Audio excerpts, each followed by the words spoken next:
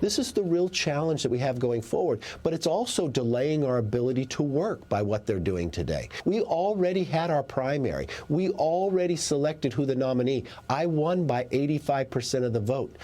As leader, I've won every single election cycle where we won the majority. I'm not quite sure what they want to achieve. They have no other candidate, but simply to do the work. We have the motion to vacate. It just has a higher threshold. So I'm not quite sure what they're arguing for outside of getting press.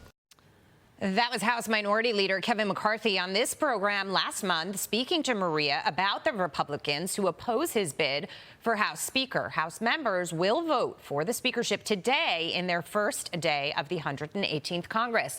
Many fearing that McCarthy doesn't have the votes and the House will face temporary chaos if he stumbles. Joining me now is former Georgia Congressman and former House Judiciary Committee ranking member Doug Collins. Great to see you this morning, and Happy New Year. I want to get your reaction. Happy New Year too, Jay. Thank you. I want to get your reaction to that particular soundbite from Kevin McCarthy, but also your expectation on what's going to happen today. Well, when that soundbite came a few weeks ago, I was expecting Kevin to probably have already solidified the votes now, came to some kind of agreement, got this done. And now we're walking into it just a few hours away from now, less than 6 hours away, in which there will actually be a vote, and he doesn't have the votes going in. And from what I've heard on sort of both sides, that there's more than just 5, that there is still a real problem. But the bigger problem here is this is not the way the Republicans wanted to start off a new majority, a slim majority as it is, in the House, because it just ties up everything else that they want to do. But there's also an underlying thing here is it's not just the ones who have been vocal about not having Kevin McCarthy as Speaker. It is causing a lot of consternation among members who are simply there saying, okay, what is the end game? What is the out game? Because a lot of what they're asking for is basically procedural issues that do need to be worked on. But again, is this the way to go about it? Some people feel it is, but it is causing a rift between members now that may last a long time past just this vote, however it turns out. But right now, McCarthy seems to have an uphill battle, and he's going to have to figure out something in the next few hours. Doug, the White House, excuse me, I'm so sorry about that. Pardon me.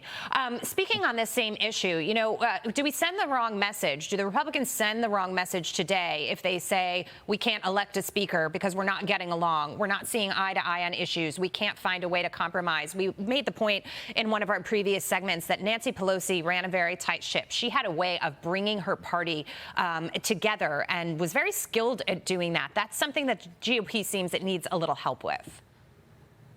Well, look, this has become a very common thing for Republicans. If you go back even to the 2012, 2013, when there's issues with John Boehner becoming Speaker, it seems like every time we try to elect a Speaker, it becomes more politicized among not just the body, the members. Look, as McCarthy pointed out, he had 85% vote for him in the conference. This is more of an outside issue with not liking Kevin McCarthy. It seems to be centered around that.